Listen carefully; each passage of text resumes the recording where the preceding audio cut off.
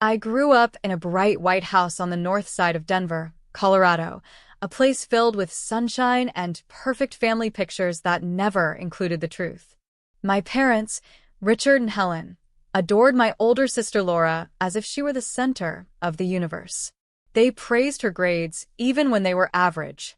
They celebrated her promotions even when they lasted only a few months. They spoke of her beauty, her charm, and her potential as if she had been born with a golden halo. Meanwhile, I grew up in the same house, but felt like a guest who was tolerated rather than cherished. My mother often said I had a soft presence. In our family, that phrase simply meant easy to overlook. Still, I learned to live with it.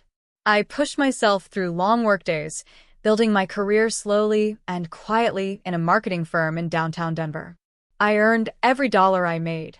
I paid for my own apartment. I created a life for myself with small victories and steady progress. My parents never noticed, but somewhere inside me I believed that one day they might. I thought maybe they would look at me without comparing me to Laura. That tiny hope stayed alive, no matter how many times they brushed me aside. When I met Evan, everything about him felt different from the world I grew up in. He was gentle, patient, and thoughtful. He listened when I spoke. He made me feel seen. He treated me like I mattered in every room we walked into together. When he proposed to me in our favorite park in Denver, I felt a joy I had never known. My parents responded with polite smiles and a few awkward words. They barely asked about him. My mother only said, with a laugh that stung, that the ring looked sweet and simple. My father asked if we needed to set up payments for it. I told myself they would warm up eventually. I convinced myself that once they met Evan properly and saw the way he carried himself, they would understand. I imagined a moment where they looked at him and finally felt proud that I had chosen well. That hope carried me into the Sunday family dinner that would end up changing everything. The dining room looked the same as always. My mother loved hosting dinners in that room because of the long wooden table she bought for nearly $6,000. She said it made the house feel grand. The glass cabinet behind her shimmered from the reflection of the lights. My father poured red wine into tall glasses while Laura scrolled through her phone with her usual confident smirk that reminded me of every childhood moment when she won without trying. Evan stood beside me with his calm smile, his hand resting lightly on my back in support. I tried to relax, but something in the air felt off. My parents kept exchanging glances. My father cleared his throat twice, which he only did when he had news he knew would not be well received. My mother smoothed her hair in the reflection of the cabinet glass in a nervous motion I had seen before. Laura wore that smug look that told me she already knew something I did not. Then the moment arrived. My father sat down, folded his hands, and said, in a tone meant to sound gentle, that they needed to discuss the wedding fund. He reminded me that they had promised $50,000 for my wedding one day. I remembered that promise clearly. I had held on to it like a rare gift that proved they cared about me, at least a little. But he continued. They had decided to give the entire fund to Laura instead. My stomach tightened. My mother jumped in before I could speak. She explained that it made sense because Laura was planning a grand wedding in New York with a well-known surgeon. She said they wanted their money to be an investment, not a risk. Then she glanced at Evan as if he were the risk. She added that he had a vague job, something about computers, and that it did not inspire confidence. Laura laughed loudly, leaning back in her chair. She said they did not even know what Evan did for a living because I never mentioned anything impressive. She suggested maybe he fixed laptops or wrote emails for smaller companies. The laugh she gave afterward felt like a slap across my face. Their words landed on me with the weight of years of small cuts and quiet insults. I felt heat crawl up my neck and into my cheeks. I opened my mouth to defend myself, to defend Evan, but he gently placed his hand on my arm. His touch was steady, reassuring, almost grounding. He waited for the room to fall silent. Then Evan looked at my father directly. His voice was calm, deeper than usual, and carried a certainty that pulled the air out of the room. He said it was fair that they knew what he actually did. He told them he owned a tech company in Seattle. He explained that the company had recently closed a $48 million acquisition deal and that he was not vague, only private. He told them that their daughter deserved respect. He said she had worked for everything she had and that they should recognize that before telling her she was worth less than her sister. The room froze. My father's wine glass stopped halfway to his mouth. My mother's eyes widened so much I could see her reflection in them. Laura's jaw dropped open. No one spoke. No one even breathed. The entire table shifted as if the balance of power had finally flipped back to where it always should have been. For the first time in my life, I was fully seen. And it felt like a beginning. The days after that dinner felt surreal, almost like the world I had known for 30 years had been knocked over and was slowly rearranging itself. My parents, who used to forget to return my calls for days, began calling me every morning. They asked how I was feeling. They asked about wedding plans. They asked whether we had chosen a venue or needed help with deposits. Their voices were suddenly warm, almost rehearsed, as if they were trying to step into a new role they had never played before. But something in their tone felt shaky, like they knew they had crossed a line and were scrambling to undo the damage. I answered politely, but inside I felt a strange, quiet distance. For years, I had begged for their approval without admitting it to myself. Now that they offered attention so easily, I did not know what to do with it. It felt late. It felt hollow. And most of all, it felt earned for the wrong reasons. They were only interested now because Evan's success had forced them to look at me in a new way. Evan noticed my tension one night as we sat on the balcony of my Denver apartment.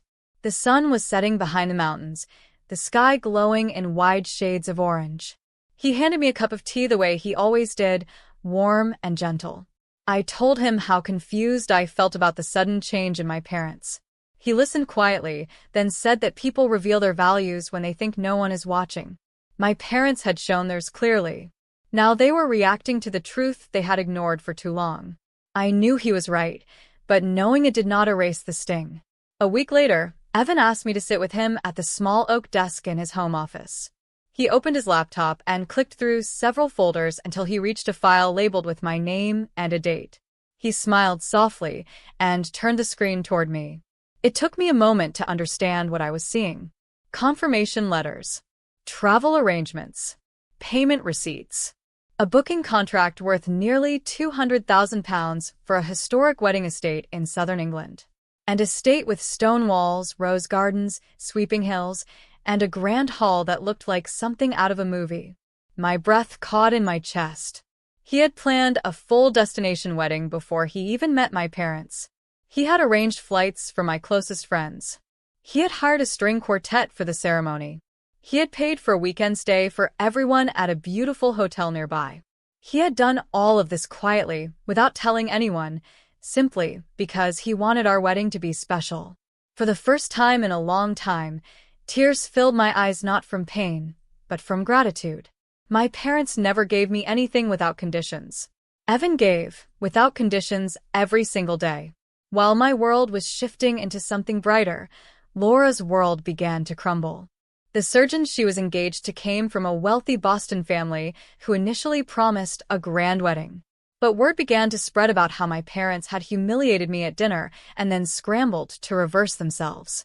The surgeon's family started distancing themselves from the drama. They reduced their financial support. They pushed back on expensive plans. Laura's dream venue in New York suddenly became unavailable after a scheduling conflict that no one had expected.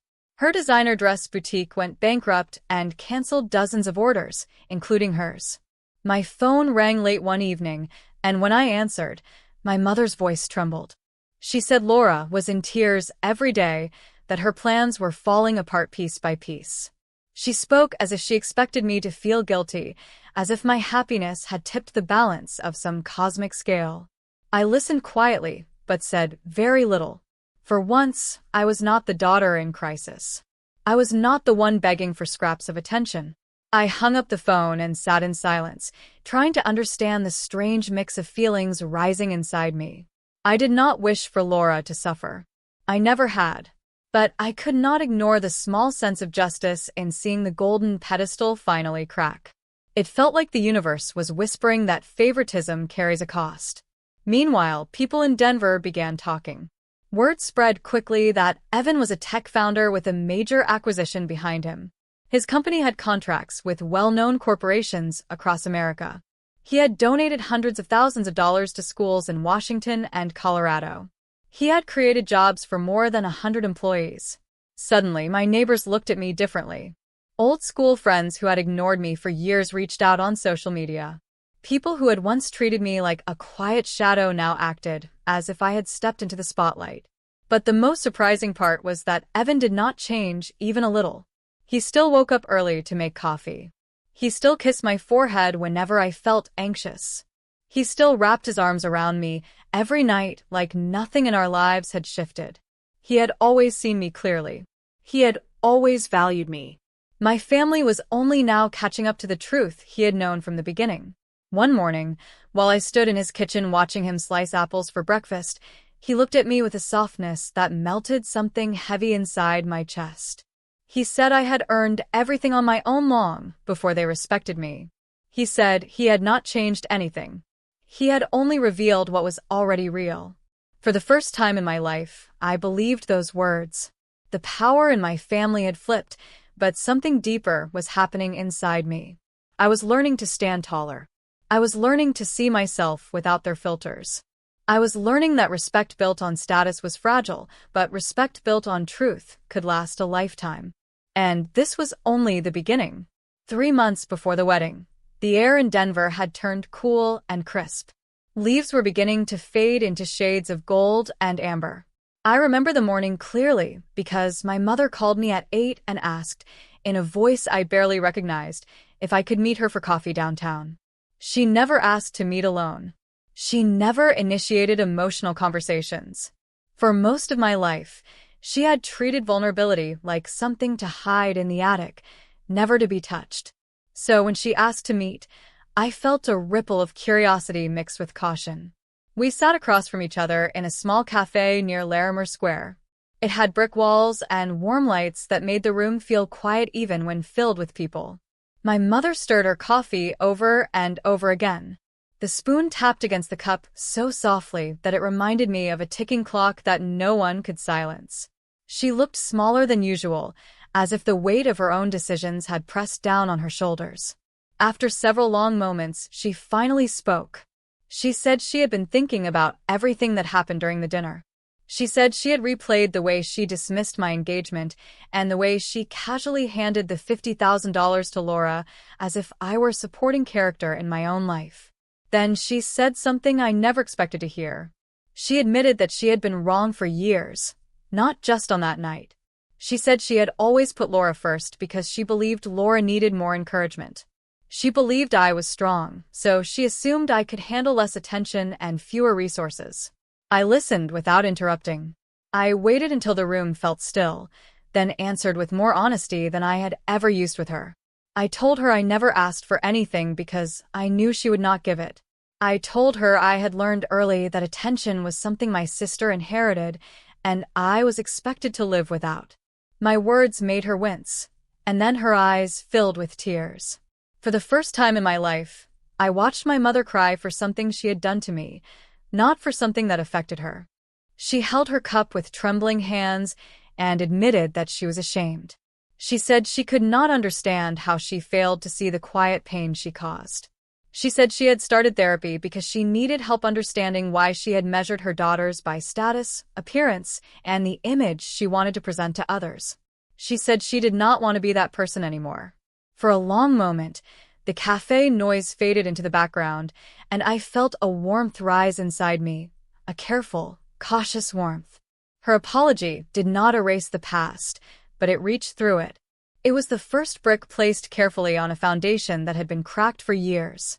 My father reached out a week later. He invited me to lunch at a park near Sloan's Lake. He sat stiffly on a bench, his hands folded tightly, as if he were bracing himself for impact. My father had always been a man of few words and even fewer emotional admissions. But that afternoon, he looked at me with a seriousness that softened something in me. He admitted that he had treated Laura as the golden child because she reminded him of himself at a younger age. He said he understood her better than he understood me. He confessed that he had never tried to understand who I was because he assumed I would be fine on my own. He said he regretted that deeply. He said he wanted to do better, even if he had no idea where to begin. His apology was shorter and stiffer than my mother's, but I felt the sincerity behind it. He was not someone who knew how to talk about emotions, but he was trying.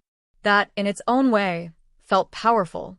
Then came the hardest conversation of all. My sister Laura asked to meet me. We met at my parents' house in the living room, where so many of our childhood memories lived, both good and painful. She sat on the couch, twisting a tissue in her hands, her eyes already red from crying. She did not ease into anything. She burst out with a confession that poured out like a dam breaking. She told me she had envied me for years. She envied that I was calm, steady, and capable. She envied that I worked hard without needing applause. She envied that I moved forward in life even without their constant praise. She admitted that she hated how little their approval seemed to matter to me because she felt like she needed it to breathe. She said she pushed me aside because it was easier than acknowledging her own insecurities. She said she mocked me because she wanted to feel superior, even when it made her feel small inside. She cried in short, uneven bursts, wiping her face over and over again. She said she was sorry. She said she knew her apology could not undo years of cutting remarks and petty jealousy. She said she did not expect forgiveness in a day or even in a month. She only hoped that we could start something new, something healthier, something honest. I surprised both of us with my answer. I told her I wanted to forgive her. I told her I wanted to rebuild a relationship with her, not as the favored sister and the forgotten sister, but as two women who deserved equality and respect. I told her I needed boundaries. I needed no more mocking. I needed an end to the competition. I needed honesty and kindness if we were going to move forward.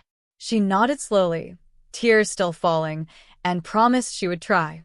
That moment felt like standing in the ruins of an old house with cracked walls and broken floors, but feeling the first light of sunrise warm the stones. Repairing a family is never quick. It is slow, careful, and fragile. But it had begun, one brick at a time. Our wedding in England felt like something pulled from a dream I never believed I could claim. The estate sat on a wide stretch of green hills, the kind that rolled softly into the horizon, as if the land had been shaped by quiet hands. The stone walls of the main hall carried stories older than any of us. Ivy climbed the edges like a natural frame, and the air smelled of roses carried by the cool breeze. When I first stepped out of the car and saw the entrance decorated with white flowers and soft lights, I felt my breath disappear for a moment. All I could think was that someone loved me enough to create a world of beauty around me. Friends arrived from Denver and Seattle, and a few from Europe. They wandered across the grounds with awe on their faces, whispering about how magical everything felt. My parents arrived quietly. My mother kept wiping her eyes as if the entire setting overwhelmed her. My father walked beside her, his shoulders softer, his face gentler than I had ever seen it. Laura arrived with a warm smile, a genuine one, not the competitive smirk that once defined her. For the first time in years, seeing her did not tighten anything inside me. It simply felt like greeting a sister. The ceremony took place under an arch of wildflowers. The sky above us was a soft shade of silver blue. Evan took my hands with a steady calmness that grounded me. When he looked at me, it felt as if all the noise of the past had fallen away. The vows were simple and heartfelt. He spoke with sincerity that made my chest ache in the best way. I promised to stand beside him with the same quiet strength he had always shown me. Our friends clapped and cheered as we kissed, and I felt a warmth fill every part of my body. My parents sat in the front row.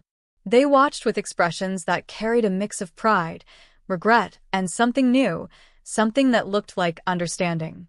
When I glanced at them, my mother placed her hand over her heart. My father nodded slowly as if acknowledging that this moment belonged to me fully. During the reception, the long tables were filled with laughter, wine, and soft music. The lights twinkled above us, hanging from the branches like tiny stars. Laura stood to give a toast. Her voice trembled at first, but she found her steadiness. She spoke about growth. She spoke about the pain of facing her own flaws. She spoke about learning to celebrate others instead of fighting shadows of insecurity. She said I taught her the meaning of real strength. Her words washed over me with surprising gentleness, and I felt tears slip down my cheeks. This was the sister I had always hoped to know. After her speech, I embraced her tightly. She whispered that she was proud of me. Something inside me healed in that moment, a fracture that had lived there since childhood. Later, as the sun set and painted the sky in streaks of pink and gold, Evan pulled me aside. We walked down a quiet garden path lined with lanterns. He wrapped his arm around me and whispered that this was the family I deserved all along. His voice carried warmth and certainty. Hearing those words felt like a soft light settling inside my chest. For the first time, I believed it fully. But the most important realization came during a quiet moment while everyone danced. I stepped away for a moment to stand near the balcony that overlooked the hills. The soft hum of music floated through the air. The sky was darkening gently, and the first stars appeared. I stood there with the cool wind brushing my skin and realized something profound. My worth had never belonged to the people who failed to see it.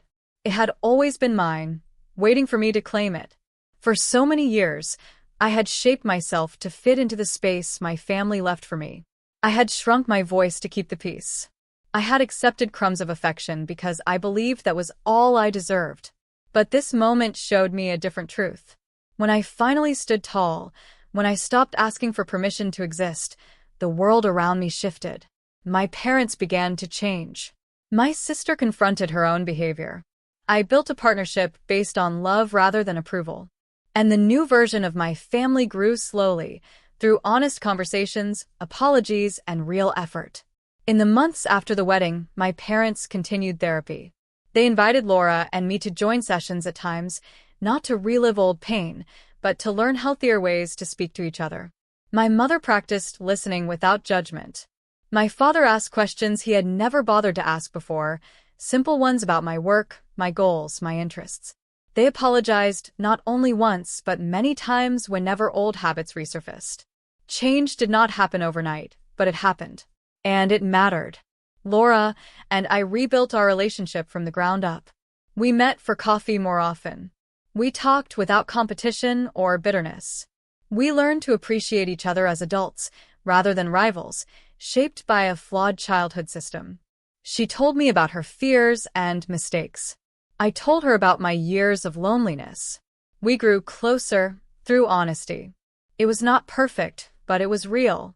And as for me, I discovered something deeper than forgiveness. I learned to choose myself. I learned that love must stand on respect, or it will collapse. I learned that healing a family requires courage from every person involved. I learned that a woman can reclaim her voice even if she grew up in shadows. I learned that my value was never something anyone else had the right to measure. I walked away from that wedding not just as a wife, but as a woman who finally understood her own worth. My story did not end with revenge or victory over my sister. It ended with clarity, with healing, with a new life built on truth instead of longing. And this time, I was no one's second choice.